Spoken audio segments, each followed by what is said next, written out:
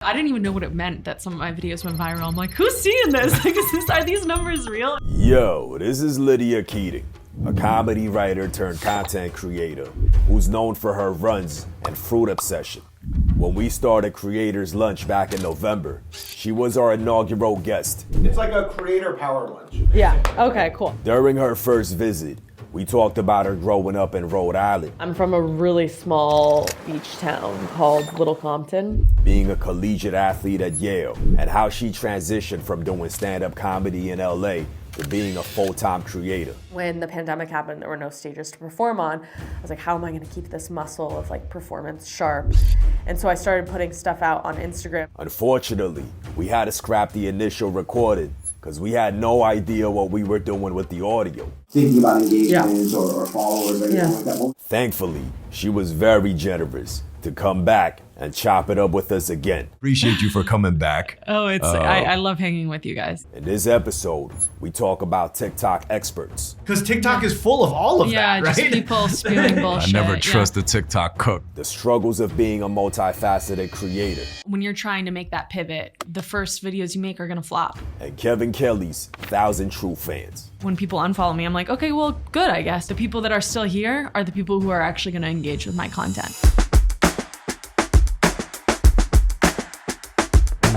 Thank you. Sorry, this was like a panic decision because I and then I realized when I told you, well, when I told him Sweet Green, I was like, wow, it's 9:30 in the morning. We could put it in there. I love sweet cream. Okay, Yeah, good. I like I'm sweet glad green. it was. I like Harvest Bowl.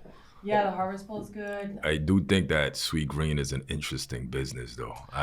What do you? Why? How so? I just, he has a good friend who's just a subject matter expert in all things franchising and An investor. an investor in a lot of different food businesses. And the way he broke it down was, this is not a good business.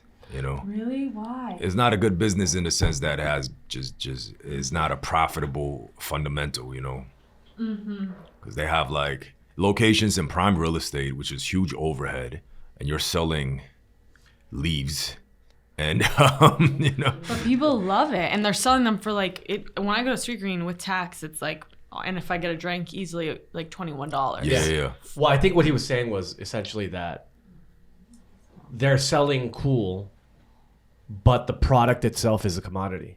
And a lot of the ways that they were able to do that in the past was because they were venture backed, because it was all about growth. It was all about all these different things. But if you really break it down, it's like they're competing against Chopped. They're competing against Dig. Basically all the fast casual. Yeah. And then right now their whole lane is we're gonna be the McDonald's Of healthy food? of healthy food, but They're not at a McDonald's price point. they're not at a McDonald's price point, and to be McDonald's is actually, Well, and the other thing too is it's a whole different business model, because McDonald's is a real estate business. You know what I mean? And Why is that? so I mean, you could go into so it. part of so McDonald's is a franchise, right?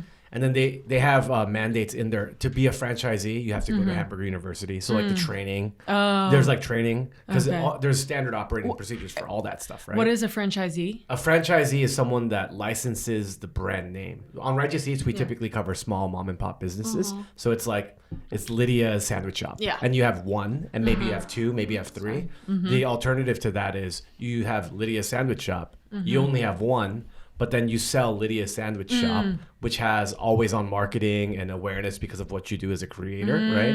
And then you could sell the concept where you say, like, it's all turnkey basically. There's like a manual, and then how the franchising company makes money is you get 6% typically of Everything they make. How do I make sure though that they're upholding the standards that I want? So you usually have a franchise, like you have someone that audits that. Oh, okay. So you have secret shoppers. You have a development manager that'll go and regional manager Yeah. that checks in, Yeah. and then you also have to send annual reports, Yeah. so that people, and then also there's like regional managers that comes in, like I said, to do like quality control. You know what I mean? Wow. Yeah. So it's like a place like Chipotle. Is there only one true Chipotle, and then everything else is? So Chipotle is all corporate owned stores. So you either have corporate owned stores or you're franchised. Okay. Yeah. So and McDonald's is franchised. Exactly. But Chipotle is corporate. Exactly. But isn't Chipotle owned by the same person as McDonald's? I thought I heard that once. That might be wrong. You're absolutely right. So what happened was McDonald's made an investment in Chipotle because they were growing so fast.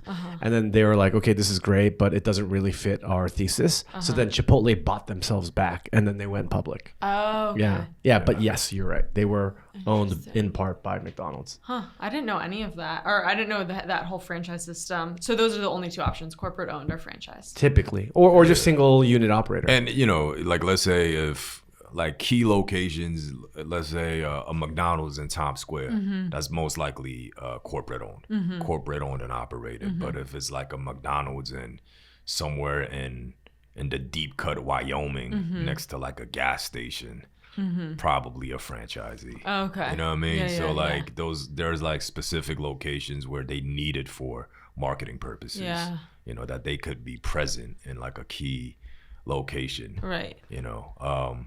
But yeah, I say all that to say, I think I like Sweet Green's product. I just thought that it was interesting to hear from the side of somebody who is a franchisee himself and breaking it down. Like, oh, okay. So Sweet Green does the franchise model. No, they're corporate. Right now, they don't have a franchise model. Oh, okay. Yeah, so it's really hard for a food business of this style to scale if you don't take on a franchise model. And why aren't they taking it on then? Who knows? Yeah. You know, because I think the underlying thesis for them initially was, yo, we're trying to sell cool.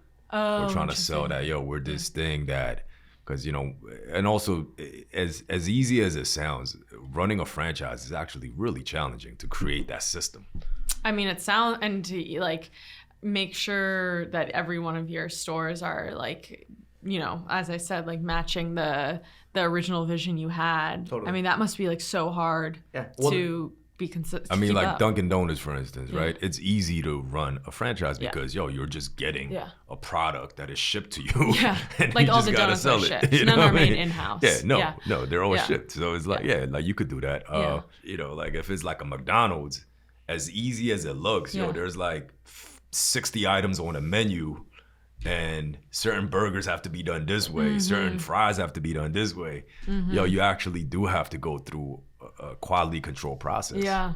A couple things that might interest you. Number one, the largest franchise prior to McDonald's used to be Subway. And I know you love sandwiches, right? Yeah, yeah. So Subway was a huge franchise. Yeah. And they have average unit volume, AUVs. One of the highest AUVs is Chick-fil-A. So I want to show you, like, McDonald's, their approach is very much like they want multi-unit operators. So if you have one, like there's so many crazy baller McDonald owners because they all have like 5, they have 10 because they want people with multiple units, right? So the gentleman who first that brought makes sense. McDonald's to Japan back in the 70s, like he's a billionaire. Yeah. You know, and you could do that with McDonald's. Would someone like that ever like sub-franchise their franchise? What the franchises will do is they'll give territories. So they call them DMAs. So you have specific markets. And so the way that it typically works is if someone goes, and there's conventions, by the way, where all these franchise brands show up and they're like, they trying to solicit new business. And then they'll say, okay, cool, I want all of the West Coast, or I want all of America, right? They'll set a price for that area. And it's like usually annual where, you know, every few years you have to keep paying the fee, you know what I mean? to the brand. To the brand. But then if you're making $3 million, it doesn't matter. It's typically, it's typically 6% total, 4% of top line, just percentage of sales, and 2% that they put towards marketing. Basically, the value was, hey, if you're McDonald's, people, no matter where they are, the brand is so strong that they're going to want McDonald's, right? Subway runs ads during the Olympics. So that's where they justify the 2% spend on the thing. And for a lot of small business owners, they only have to operate. They get the bread sent to them. They get, like, everything's already turnkey, right?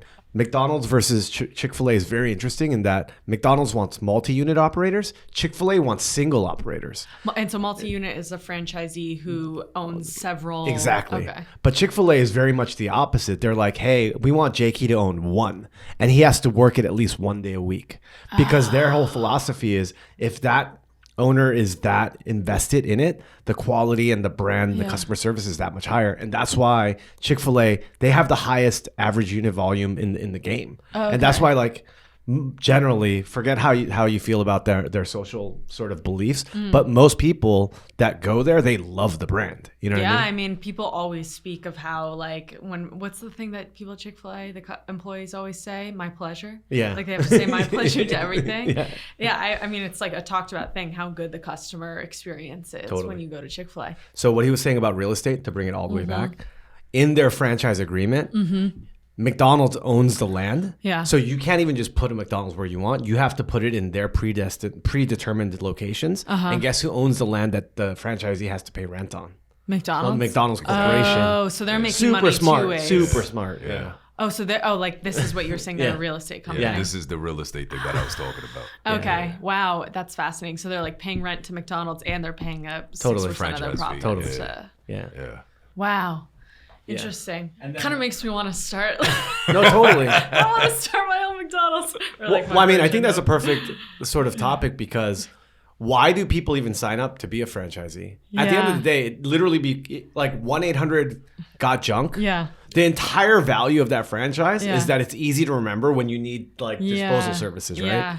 And then they're gonna run ads that are billboards. They're gonna run TV, like radio ads. They're doing all that stuff, right? Yeah. But in today's world, Yeah. if you have like a hauling service, are you down to give 6% away Yeah. because they're driving? Like, who even calls like businesses anymore, right? Right. Or 1-800-GOT-FLOWER, like 1-800-FLOWERS. Yeah. So that's what's fascinating to us because essentially in the food space, what's happening is that the food franchises, they're being made by creators or people with audiences and Yes. community. Yeah. And they don't even have locations. Yeah. Yeah, so this is something that I think we could bring it back because last time. So I think so. Let's just bring it back. Let's Okay, bring are it we back. recording Yeah, right now? we're recording. Oh, Yeah, okay. we've been All right, rolling. should I Let's- stay close? No. you're good. It's fine? You're good. Okay. You're good. Let's bring it back. So Okay. you were actually our inaugural guest. I was. But Proud. because due to some technical difficulties, you were so gracious enough to actually come back. My pleasure. It only been a month since we caught up, so we actually now have a very good idea of who you are. Yeah. And some of this conversation might feel repetitive. That's okay. Maybe we don't even have to talk about the stuff that we talked about Yeah. before. That's what I'm saying. Yeah. So you've invested in Creators Lunch in many ways. Yes, Through well- sweat equity. You know what I mean? So I appreciate you for coming back. Oh, I love hanging with you guys. So it's fun. So last time you've mentioned that one of your dreams is to own a sandwich shop. And I think Yes. that's why we're even talking about so in-depthly about, franchising and, ideas surrounding the whole model of creators becoming these franchise owners or potentially franchise owners. And I think another reason why we even brought this up, because this idea is rather fresh in our heads. So his best friend, and I think we could put this out there because it's public knowledge. His best friend owned a frozen yogurt franchise called 16 Handles. I think I've been there. Yeah, so Yeah. their OG location is in the East Village, and it's Okay. been there for 2 decades now, right? Almost. Yeah. Yeah, like 2 decades now. 2008. 2008. Yeah. So it's been there for close to 2 decades at this point. Okay. And he recently cashed out. Okay. So he exited. Okay. And he sold it to a creator.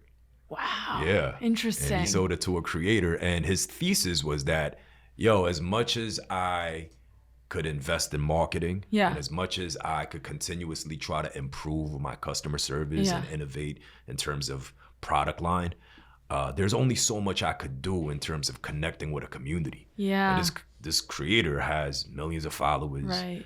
and has the pulse of what's going on in real time. Yeah. And I'd rather be an advisor and stay on the board than for me to just continuously, latch onto this thing. And I'm sure you could kind of break it down, but is that like the basis of why he decided to sell it to a creator? 100%. Yeah. Yeah. So is the creator going to keep the name 16? I mean, we could talk. Handles? Yeah. So the creators, Danny Duncan? I don't. He's the one that had Virginity Rocks. Essentially, I think he did like $40 million in merch. Oh my gosh. Isn't that nuts? Was it all one? It's like, all shirt? just what? No, it's his line. Okay. And his community on YouTube is that deep. Merch is something that I've haven't really cracked the code on as a creator myself, even though I'm obviously a much smaller creator than someone like Danny. I had this hat that people still ask me to bring back and make, but I did it all myself. I designed it. I got it shipped to me through custom ink, I think, is that like kind of standard service. And then I got it shipped to me, and then it all came to my house, and then I got a literal label printer, and I was like an Amazon fulfillment center for 2 days, just like putting it on, making sure I had the right amount. Some people ordered 2 hats, some people ordered 3. And that was like so much time that it literally did take 3 days for me to fully pack and then take all of that to the post office. So I was like, surely this can't be the right approach to merch, even though I'm technically getting the biggest piece of profit from it because I'm not hiring someone to do this for me. But then there's companies like Campfire, because I've worked with them before, where they basically help you come up with the design together, and then they have their own website where people buy your merch from their website, and then they fulfill the orders and everything. But they obviously take a huge piece of the pie. I can't remember exactly how much. And I'm like, oh, I feel like I'm a little bit getting like this is my brand and they're profiting from my brand, which I know is kind of part of growth and business growth. But I'm like, that can't be right either. So then I've kind of haven't done any merch because I feel a little bit like, that like paralyzed by not wanting to put in a ton of work and doing it all myself, but then also not wanting to outsource to a third party that I feel like takes too much. My first question to you would be like, what's your why for merch, right? Well, it's a great question. I know the point of this podcast is ultimately to help people who are interested in either becoming creators or just generally interested in the creator economy to learn more. And in my mind, I think the greatest benefit of coming out with merch is to continue to foster that community mindset, that your followers feel like they're part of something, that they belong to something. And I mean, for me, at least, I think that's why a lot of my followers like really love the Fruit Gang hats, because that's like what my community is called, Fruit Gang.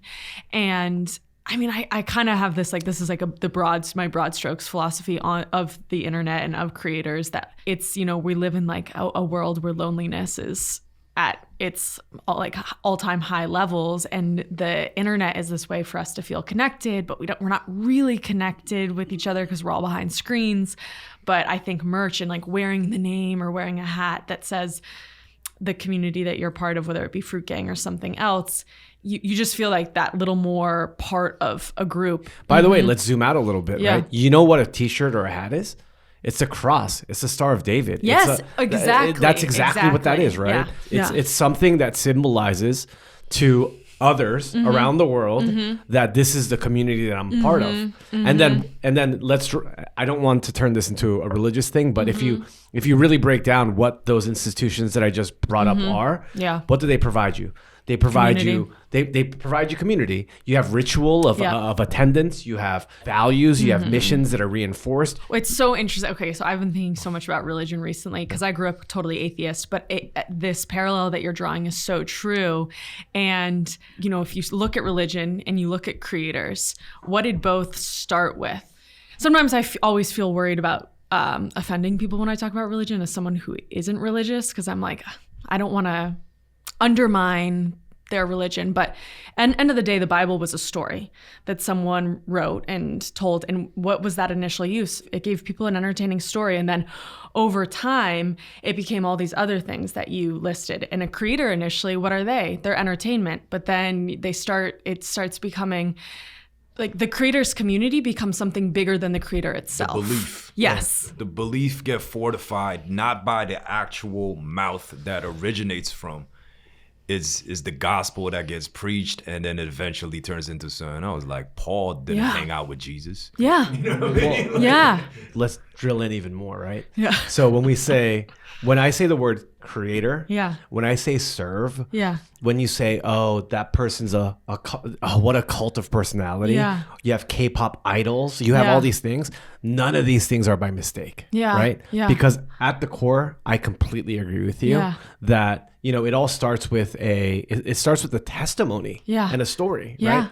When you said, hey, I'm not sure I want to talk about religion because, people might I actually think, again, coming back to the creator component of it, is if you're a real creator, not an influencer, if you're a real creator, you will have a true community that sticks with you through whatever. And that's why, again, in some of these institutions that we talk about, crazy stuff happens when you're looking at it from the outside in, right? But then like people in your community will actually back you up more and say, good for you. You stand for something. Yeah. Yeah. I have been to that point trying to reshape my perspective on like both people unfollowing me, if that ever happens. But then I did post something not that recently, like a couple months ago, where I was, it was kind of just supposed to be a funny video. It was literally just supposed to be satire, but I was like, the joke was that I would never trust TikTok therapists. I don't know if you guys ever see these. I see them all the time. Yeah. There's like, that's a whole world on TikTok. These therapists who come on and then they create these huge followings with their therapy videos. What was supposed to be a joke was that I will never trust them because I think there's something inherently untrustworthy and kind of dark about anyone trying to become famous on the internet. And it was clearly me trying to make a joke at myself. Like, obviously that's what I'm trying to do. And like, I'm like, you have to have a screw loose if you're trying to get a following on the internet.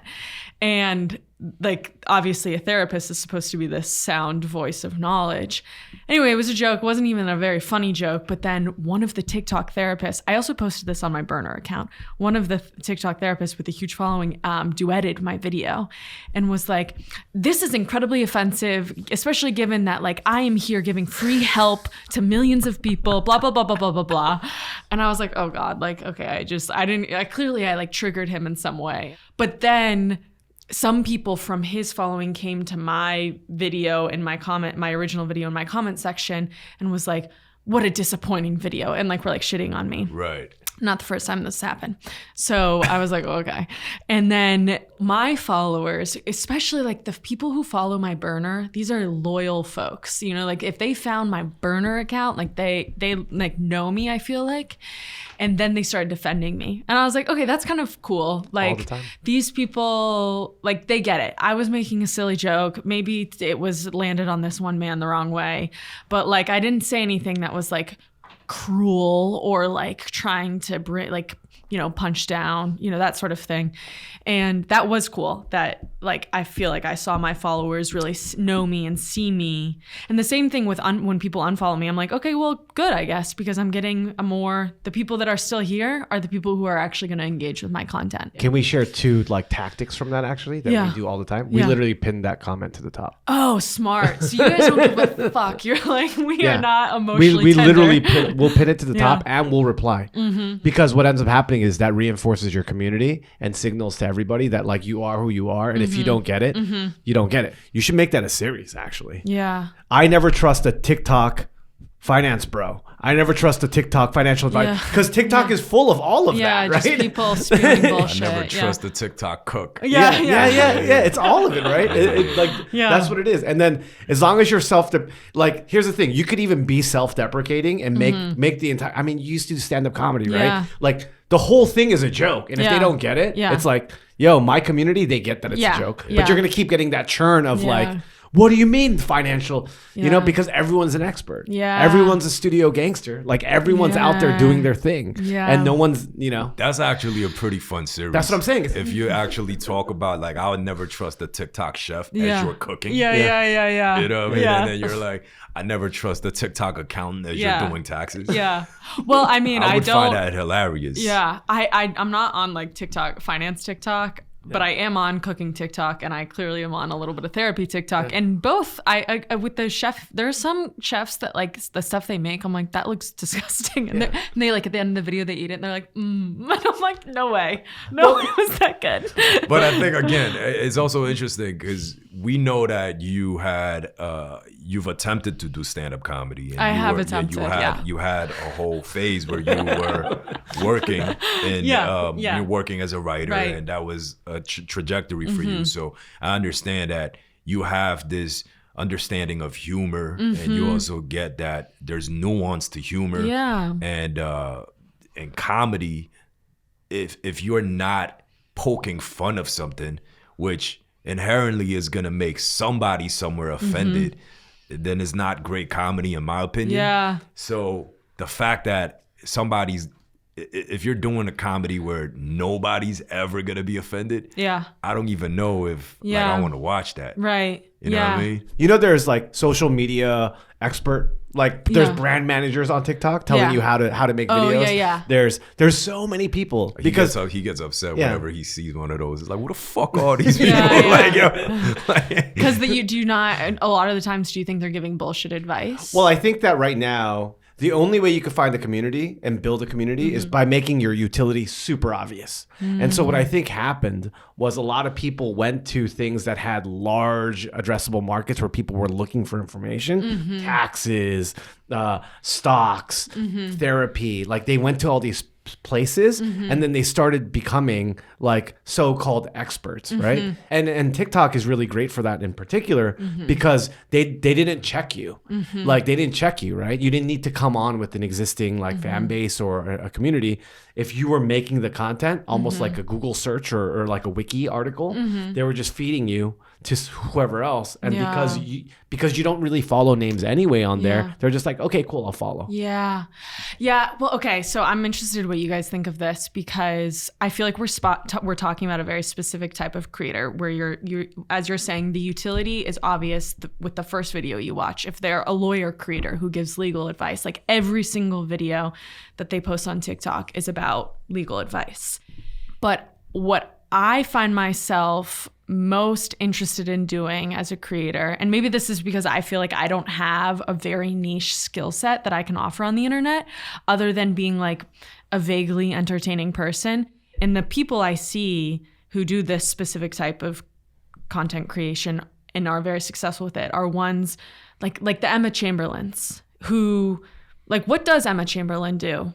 She has fostered the most loyal community that now has like endured years and years. So I feel like it's pretty unflappable. And then there's other examples of these creators that I have seen blow up on TikTok where, you know, maybe they do some fashion stuff like Get Ready With Me. Maybe they do some makeup stuff. Maybe some of their videos are, you know, none of their videos are all the same. So you go to their page and you're like, who's this person about? Like maybe first you click on them because they're hot or you liked what they said in one video. And then you start scrolling and you find yourself getting somewhat like invested and like enamored by this person. You're like, I kind of get it. Like I want to keep watching them. And then you find yourself, and this has literally happened to me as a content consumer. I think what it does is it creates this feeling of like, that's a friend or like, and it's obviously not a friend. It's like, that's a totally parasocial relationship. But those are the creators who I'm like, they've hit the jackpot because they're not offering any specific skill. They're never going to run out of content, like topics to talk about, because end of the day, if you're a law creator, how much like true creators and not influencers, they are able to constantly land and expand, right? So let's use Emma just as an example, right? Yeah. I'm not super familiar with her content, but I think the thing that actually blew her up is no different from the idea you just talked about, which was she did like a fake haul when haul videos were really big. So like everyone's doing these crazy bougie hauls, right? Yeah, that was she did a haul from the dollar store, and that was the video that popped her off. Yeah, exactly, right? And some people are like, oh my god, why would you do this haul? And other people got it, right? So some of that first utility might have been like, she's funny, like I fuck with her. And then some people might watch and say, oh dude, she's whatever, she's beautiful. Like she's like a fashion person now. Now right? she's like a high fashion model. Yeah. Some people might say, oh, you know what?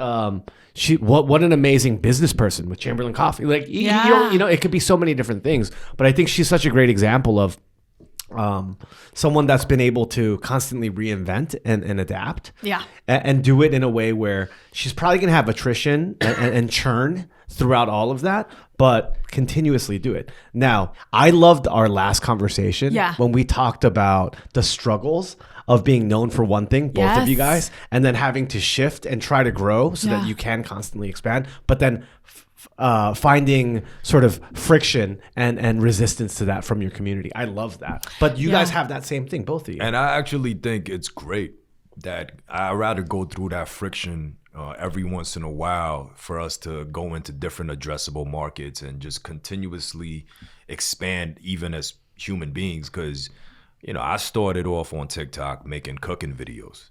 I haven't made a cooking video in years now at this point. But now I'm known for highlighting mom and pop eateries. And we started this podcast, and maybe in a year or two, I'll be known as the guy who interviews other creators, right? So it's just a natural progression, and also it's just another testament that as individuals and as creators, as just as humans, we're not one-faceted creatures. We're multifaceted. Yeah. You know what I mean? But that initial friction is just something that we have to get accustomed to. Yeah, and be comfortable with having sometimes for months videos when you're trying to make that pivot. Like the first videos you make are gonna flop because people are gonna be like, what? And this, I know we talked about this last time, but I'm really struggling with my main TikTok account that has almost 2 million followers, because that I fear that account has gone through too many iterations of pivots. The first content I made was comedy. Then I went to storytelling while putting on makeup. And that was comedic storytelling. And then I ran out of comedy material, so I started going into scary stories. And I started telling scary stories for about a year. And then I was like, what am I doing on the internet? I'm like an adult woman, like telling scary stories. Like, this is embarrassing. Like, this isn't what I want to be doing with my life. And then I started thinking, okay, let me see if I can just be like a run-of-the-mill influencer who shares her outfits, shares the things she's interested. One of the things I happened to be interested in was running. People loved the running. I was like, great, I love running too, so why don't I just share this? Now I would say most people know me as and during that time also was tasting fruit. And so I became kind of like running fruit influencer.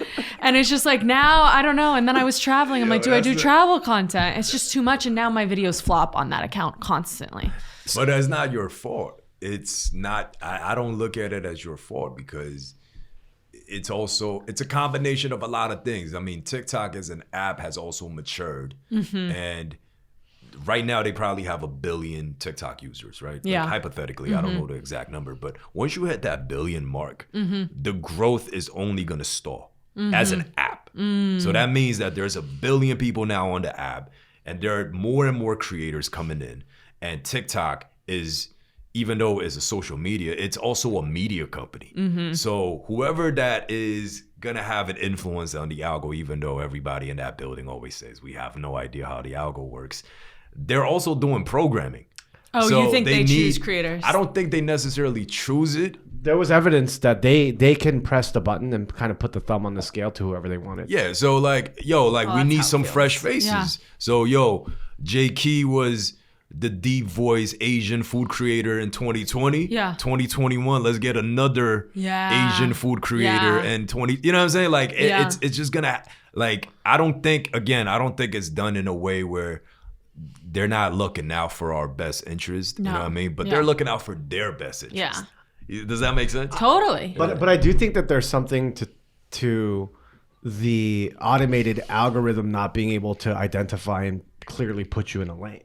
Right? 100%. Right. Yeah. So it's not entirely just like a curated, we want this person to succeed or don't want them to succeed anymore. I think there is a bit of that.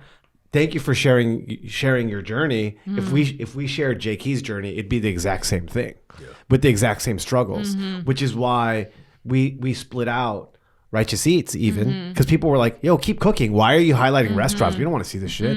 Hey, you just went to Kenya. You just went to Colombia. We don't want to see that shit. Like, everything was like that. And in many ways, when we started Righteous Eats, people were like, we don't want to see this from you. So I think if this is helpful at all, the way that we answered that question, and even this podcast is an answer to that question again, we were like, okay, what's something that if you had to do for the rest of your life and never changed, that you're proud of and that you could live with yourself every single day and doing it? Because even if you go back, go check the receipts from last year, right? Starting in August, right? Jay Key was doing Korean content. He was doing travel content. He was doing vlog, personal, like day in the life of a 30-something-year-old content. Then all of that stuff. And then we went into like, okay, well, he's like, dude, I don't want to talk about, I love international travel.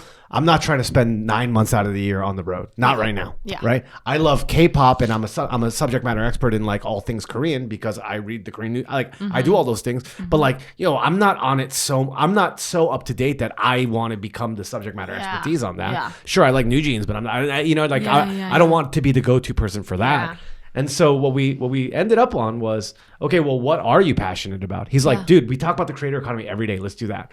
And then guess what? People were like, I don't want to see that from you. It was sinking, yo. Yeah. So what we're doing now, though, is regardless of how this platform does, at the end of the day, there is a bit of strategy in that. If we're talking about these things over a meal, there's a clearer connection between Righteous Eats and Creators Lunch, where we break bread and you're a fly on the wall listening to the things that we would talk about anyway.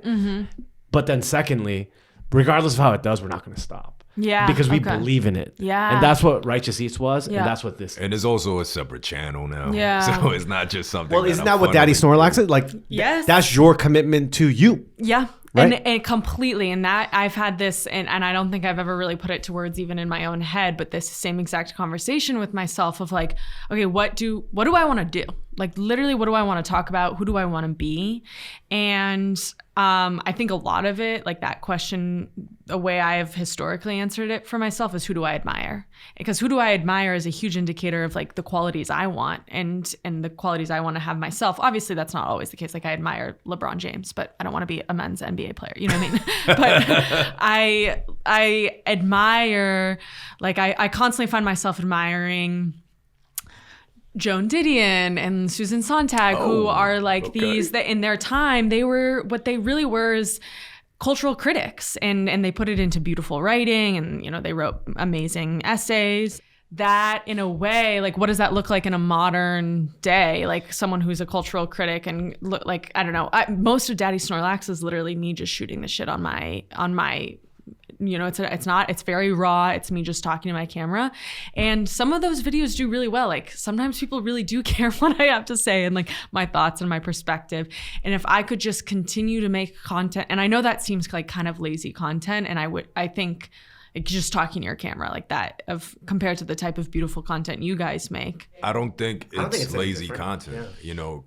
At the end of the day, it's about the people on the receiving end. Like you might be able to create something that you consider the magnum opus, but if nobody likes it, who cares? I know, it's so sad when you make a video that I'm like, where you put days of effort into editing and like maybe you even shoot it on a beautiful camera and then it literally gets like 1,000 views. But if awesome. You appreciated the process and if you like the output, then sure, I think it has its own merits and its own value. But when you are providing content on a social media platform, the underlying intent for all of us is to put something out there that not only you're happy with, but you also are affecting people in various ways, right? Like you're trying to get a reaction, whether that's positive or negative, or, they love it or they hate it, whatever it may be. So I think, even if it's just you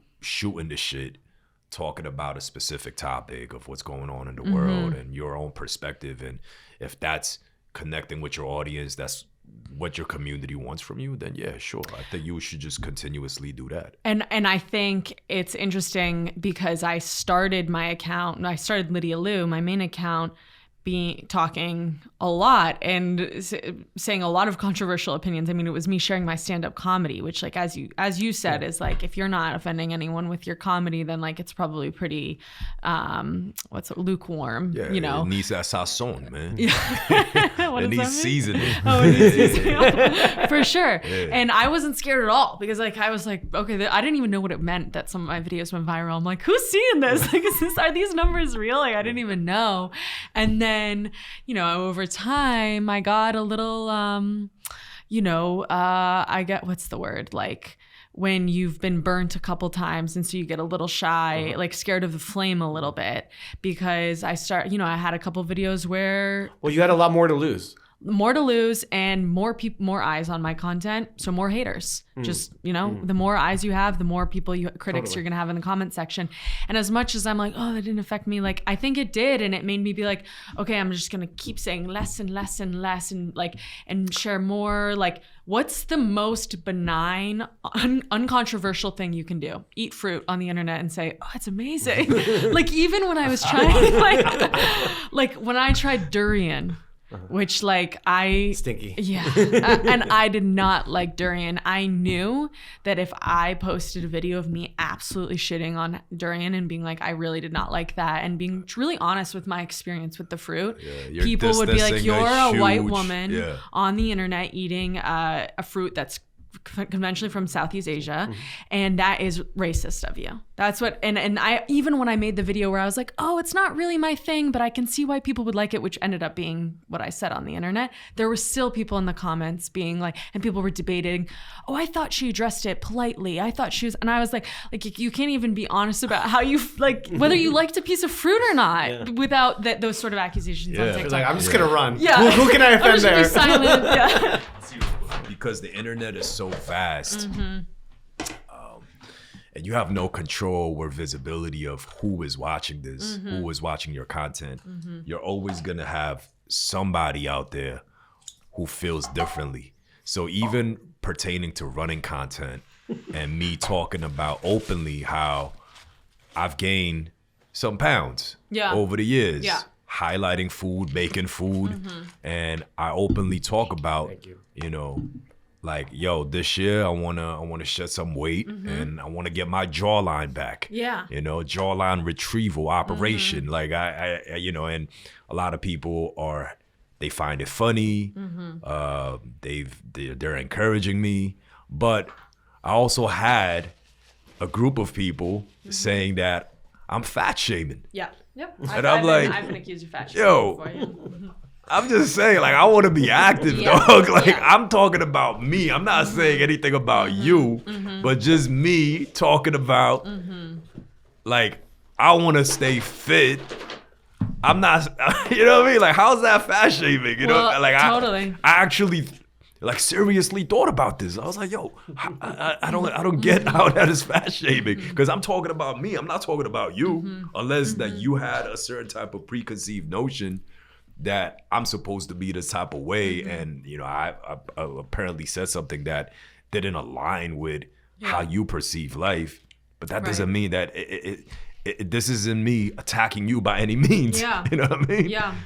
Yeah, I mean, I feel like if anything, the internet has showed me, because I've had a similar, my experience with being accused of fat shaming was I put on this workout outfit. It was like an exercise dress.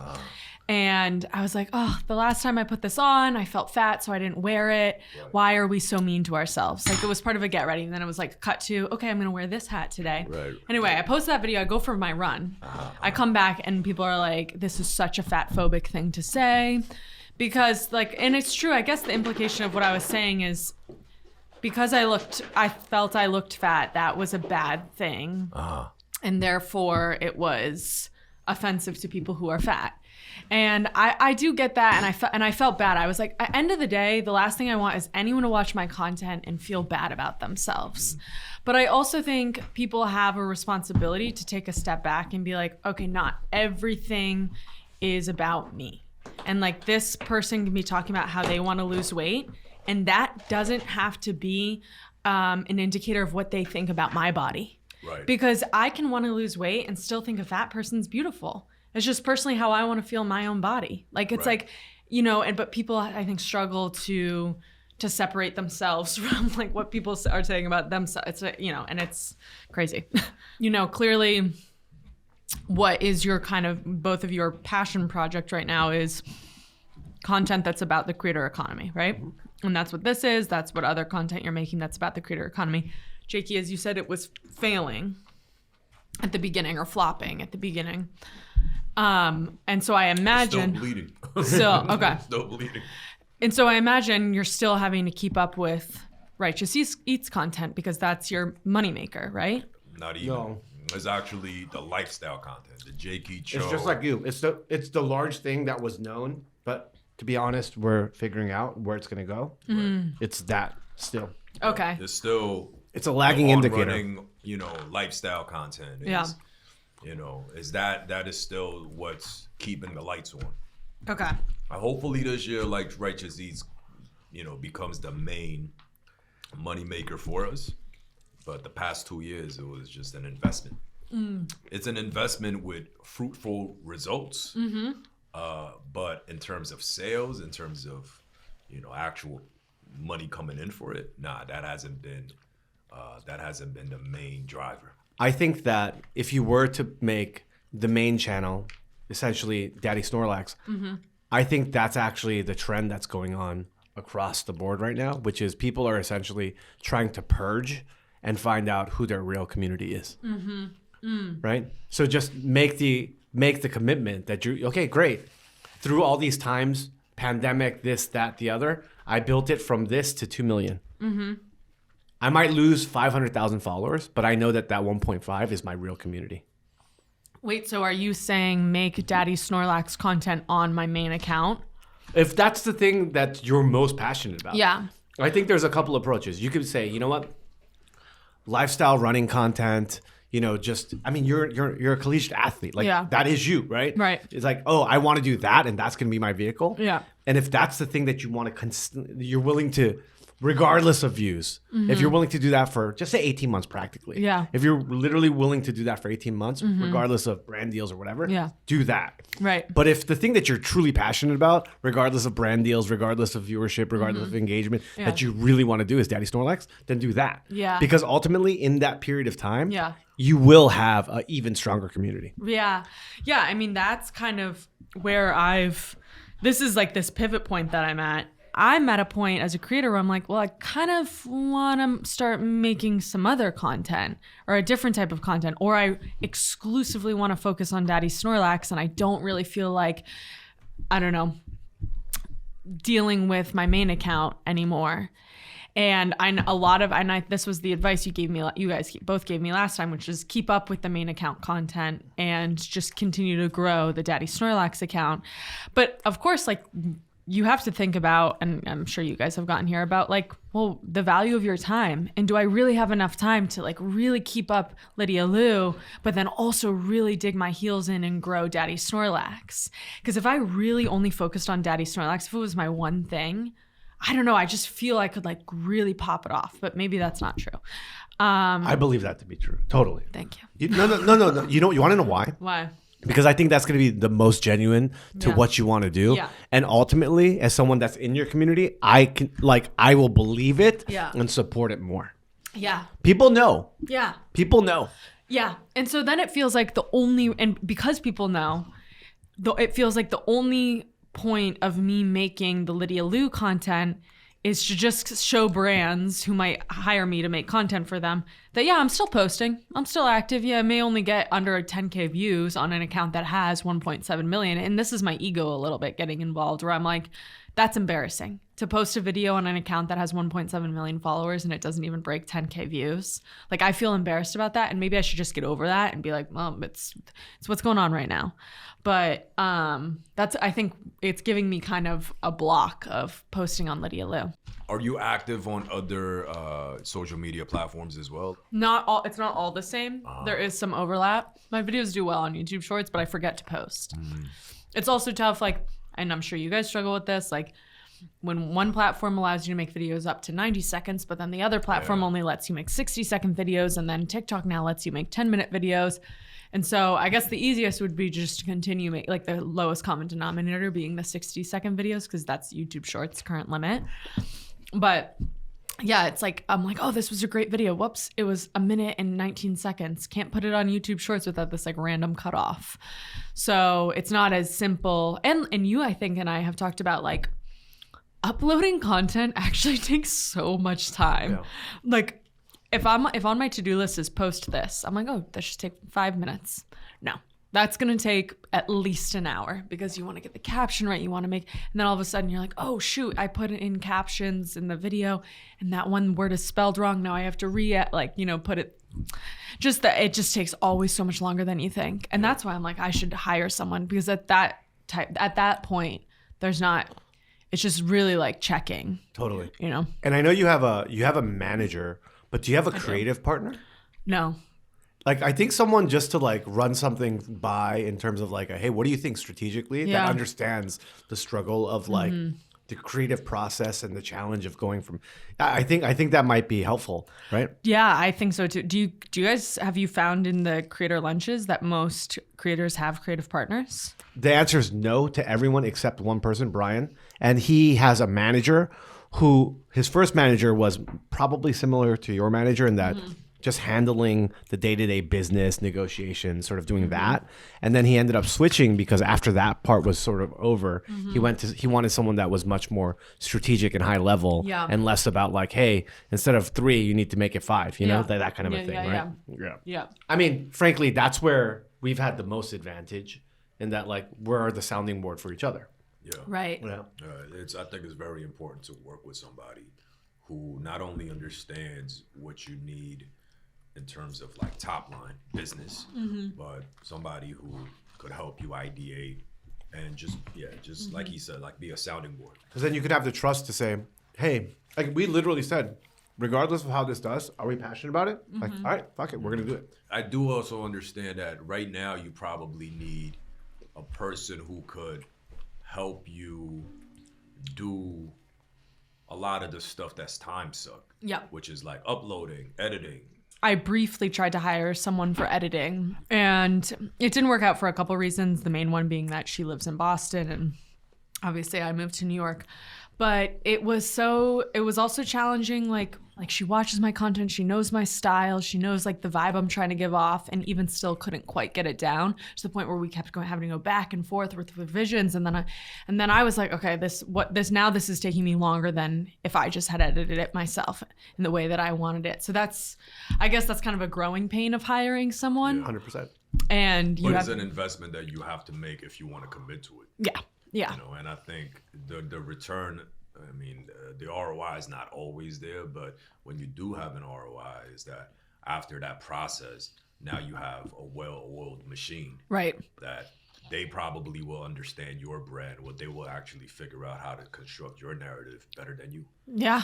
And yeah. But ROI is a great word because it all depends on what you're willing to give up, right? Yeah. I think, there's 3 factors, right? Good, fast, and cheap. You're going to usually only have 2. So right now, like I'm going to go out on a limb and say this person who is very passionate about your content and watched. Yeah. You probably weren't going to have to pay this person a lot of money. No. But then because they're passionate about it, right? Yeah. You're getting them probably at okay, well, if you pay a lot of, and this isn't always true, by the way, you could hire like a fancy producer from so-and-so or whatever. Yeah. And they're not going to necessarily do better. Yeah. But yeah. And she was actually fast, but it was just like not the fast. It wasn't good. Yeah, it wasn't good. Yeah. Right? It was fast and cheap. Yeah. It wasn't good. It wasn't good. No. Yeah. And then I kind of took blame, as I said, of like, should I have put more time into like training? And then I'm like, gosh, this is crazy. I'm hiring an employee and I have to do the training, but it is an investment. And once it's good and once you hit that sweet spot where you guys have a system, then it's amazing because you can just start churning out double the content. And that's what really these platforms want is high volume, high quality. It's also where you're at in your own career too, right? Have you solicited an editor since? No. Okay. No, I've kind of abandoned that pursuit. Partly because I think like what we've talked about already of being at this pivot point in what is the content I'm trying to make. If I knew, okay, I was going to be making this kind of content, or if I was like in the middle of a series or just like could even know myself what my regular week of content would look like, then I feel it would be easier to hire someone. But I feel like I don't want to even bring someone into the mess that is my mind right now of like what type of content I should be making. I think that's smart. Yeah. Yeah. It's hard to get help when you don't know what the ask is. Totally. Yeah, maybe the help that you need right now is somebody who could filter through your emails, help you with scheduling, and not necessarily making the content or editing the content, but help you create a structure so that you could just make the content. And that person could also help with uploading because uploading, like you said, is a big time suck. Yeah. And if you could save maybe even 2 hours out of the day from you just uploading. It's a lot. Yeah, that 2 hours you is a could lot. go off and make another video. Yeah. No, but even that, I don't think that's from the outside looking in, I think the biggest thing is I think that's easy for you. You're an athlete. Again, you're very disciplined. Yeah. If you set your mind to something, you've proven through all of this, you're going to make it happen. I think what would be super helpful is someone that's very macro to be like, yo, before you do anything, let's slow down for a second and figure out like what you want to do. We always talk about managers and agents, right? A true manager, I think, is someone that can understand sort of the nuances and the bigger picture. I think an agent, and it sounds like your manager really specializes is great at this part of the business. She used to be an agent. Well, exactly. Yeah. Their entire goal is completely different. They're getting paid on what they eat and kill right now, what they kill and can eat right now. So that's why it's, hey, can you do a roundup of like 5 when you do a get ready with me? Right? Which is way different than, hey, you know that thing that you just did that flopped? You should do that because I see a world in which whatever, you know what I mean? Like 5 years from now, I could see us having a, sandwich franchise together. Yeah. Whereas an agent will look at it like, yo, I'm not getting paid in 5 years. I need that 10% right now. Yeah. So if you could do more branded content, Yeah. that's good for me. Right. Because my contract with you is 24 month. Yeah. So after that 24 month, like, I don't even have a relationship with you. So Yeah. And again, I don't think I'm not shitting on the agency model. It's just that I totally get the hustle. Yeah. But it's not something that, especially in the creator economy, for people that want to be full-time content creators, many of us that decided to do this at this stage, we've burned the sails. Yeah. Like, this is it. Yeah. This is our small business. This is how we're going to make a living. Yeah. This is going to be our retirement fund. At least that's how I'm looking at it. So if I'm going to approach it this way, this isn't just something that I have a 5-year window that I need to milk as much as I can and then I'm out. Yeah. Like having a strategist, somebody who could see a long-term vision, could be very helpful. Yeah. Especially when I feel at this point I have like there's so many different prongs that at this point I could like take. Do I lean into the food? Do I lean into the running? Do I lean into the more like, I don't know, just talking to the camera approach? How passionate are you with fruits? With fruits? Yeah. I love fruit, and I'm I almost feel like it's the making content about it has almost made me like maybe less passionate. It started off very genuinely as a passion, but sometimes I just think those videos are silly. Like, I'm like, what am I adding into the world by trying fruits? I mean, I guess maybe it makes people happy, but I think But it's also introducing fruits to people that might have never seen a durian before. That's true. Yeah, and there's value there. The reason why I say this, because again, it's an investment of time, right? So if you're passionate about fruits, like the way that I would think about it is, okay, cool. So Lydia becomes the foremost voice of fruits and options surrounding fruits. Yeah. And there is this huge fruit market that exists. And maybe there's like a curated exotic fruit lane that we could go after where Lydia has her own line of fruit distribution. Yeah. Or like, when you go to East Asia, you have those like catered fruit like baskets. Yeah. Do you know Oishi, one of our partners? They do designer fruits. Oh, what does that mean? So they do high-end lab-created strawberries that are extra sweet, extra red, and they're like in Asia. Again, fruit culture is just crazy in Asia, as you know, right? Like you gift fruit baskets, especially in Korean culture. Like you have like the Chinese grape. Like there's so many crazy like fruits. It's a big industry. I actually did not know this. Oh, really? To this extent, no. They sell mangoes packed in exquisite boxes in department stores. Yeah. Wow. Yeah. Like a melon would cost like $30. Well, I have had an experience of a mango in an exquisite box. There's a beautiful sushi restaurant in New York, and I'm forgetting the name, but dessert was literally just mangoes. And he just like took this mango out of this like beautiful wooden box, and then like started slicing it with his like beautiful sushi knife. I was like, wow, and then we just ate the mango, and it was the best mango I've ever had. But yeah, I was like, wow, this is truly a delicacy that we're about to experience, but it's just a mango. Yeah. But a special mango. If you had to do one thing, Yeah. it's just coming back to that question, like, I know. you know, like what would that one thing be right now, you know? Well, but it is a And kind that's of hard question. that's rhetorical, by the way. I Yeah. don't expect you to answer Yeah. it. Yeah. Because we're so influenced by our environments we're in New York, the one thing that I think I might want to do might look different than if I was like living in, I don't know, Rhode Island, or if I was like living in Costa Rica. Like in Costa Rica, I might be like, I really want to be a surfer, you know, because I can surf, and like if I'm surrounded by it, I'm like, that's what I want. Like even on a subconscious level, I think our brains are affected by our environments. Right. Well, why can't that be your thing? Surfing. No, it's Lydia living in Rhode Island, living in Costa Rica, living in LA, living in all these And different, being all these different versions of myself. or exploring different versions of yourself. Yeah. And now the utility is like, there's how big is that addressable market? People that want an authentic person, authentic version of someone actually exploring and learning and being, dude, that would be huge. But then what's to me, there's less of a clear long-term, like the fruit thing is such an obvious like long-term product because it would be something like selling fruit. But I don't know what the long-term product of me kind of, I don't know, just doing different things in different places. Like what is the thing that I'm going to end up what am I moving towards? Having a community. Yeah. I mean, we talked about Emma earlier. Yeah. YouTuber Michelle Carre. Do you know her? She's great. She does like 30 days I try to be a Navy SEAL. I think that's the one that really popped off. At 30 days I try to be a supermodel. And it's literally her just being curious and learning about different things. And then what happened was it was like lower production and it just got better and better and better and better and became like essentially a show that's distributed on YouTube, right?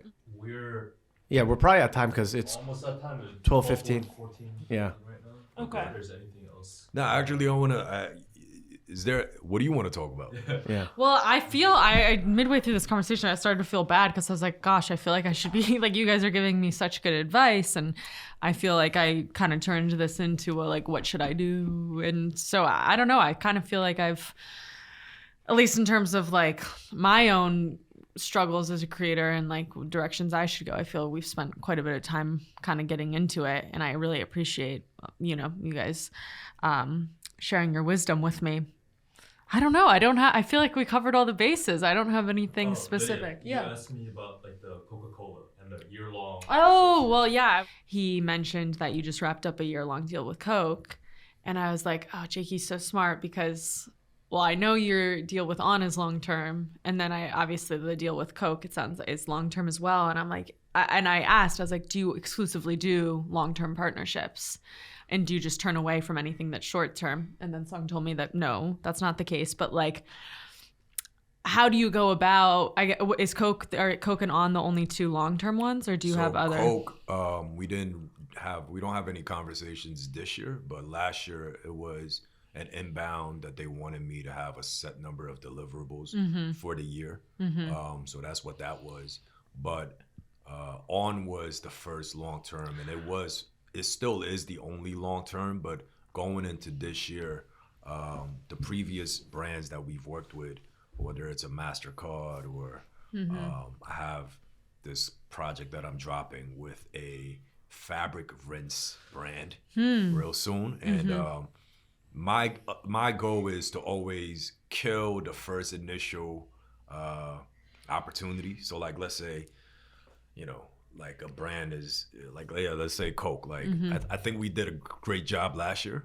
So this year I'm gonna go back to them and say, hey, let's do something bigger and better. Yeah. Yeah. So I mean, long term is great because sure you might be missing out on some opportunities, but as a small business, it's great to have security, and also, there's a lot of overhead that I have to go through. So having those type of chunks coming in, it allows you to also plan better. Yeah. You know what I mean? Yeah.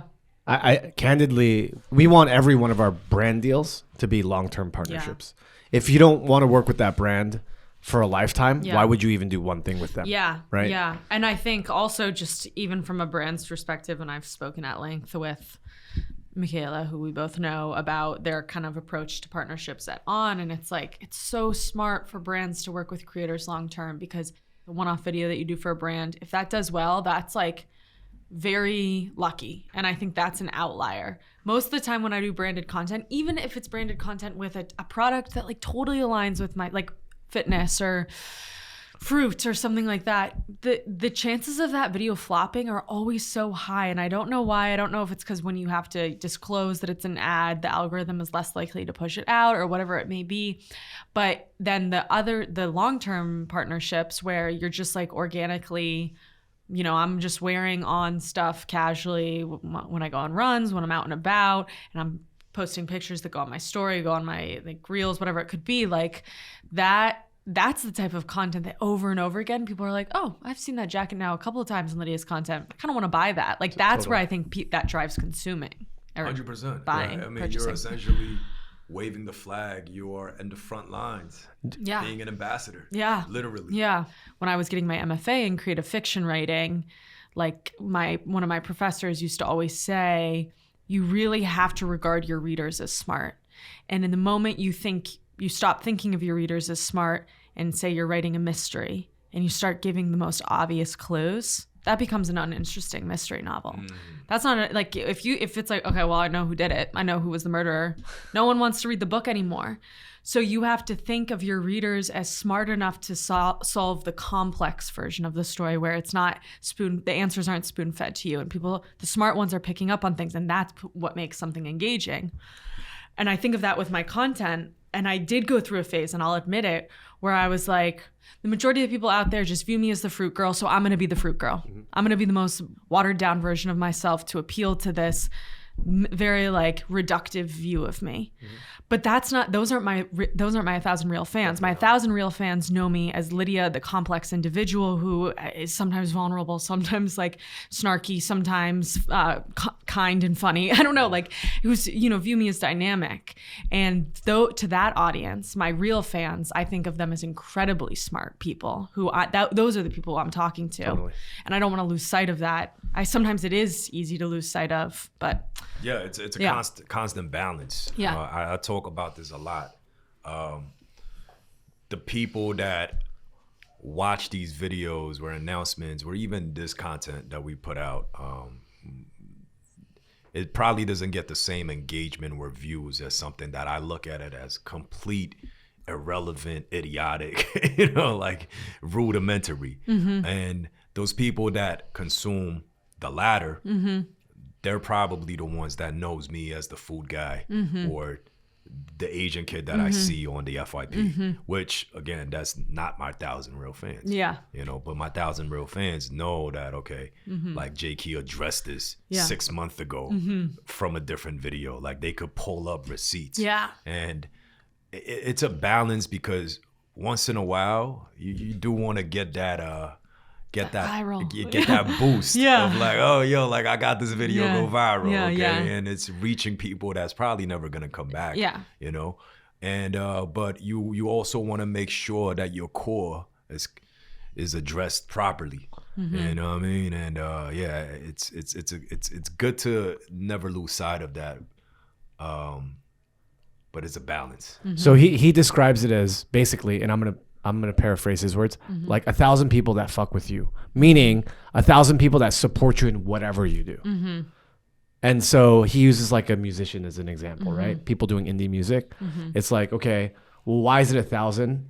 He says, okay, well, if you're an indie musician, or can you put out a book and will they buy that book? And then when you go on a book tour at all, will they come out to that? And then when you put out a T-shirt, will they do that? Yeah. Because the fundamental, like the math breaks down to, if you have 1,000 people that will give you $100 per year, then you're making $100,000. Yeah. Right. Yeah. And he wrote this in 2013. Yeah. Wow. That's And interesting. if you have $100,000 as a job, that's a great living in 2013. Yeah. Doing that, right? Yeah. So it's like, how many different things can you provide them Yeah. where they support you. Yeah. And by the way, that's why we consciously try to do things like, IRL, merch, all these little things, the newsletter, Patreon, all these little things. Your day ones, the people that really support you, they will do that. So I think, the takeaway for creators, I hope, is that, you got to constantly address them and be the most truest version of yourself, because they're smart. That's what we always say. Yeah. They're going to know. They're going to be like, oh, you're only doing the dance thing because you want views. They know everything. Yes, they know totally. everything, right? I know my real fans see through the bullshit. Yeah. And if you could do that and you could find those 1,000 real people, then that's where it's at. Yeah.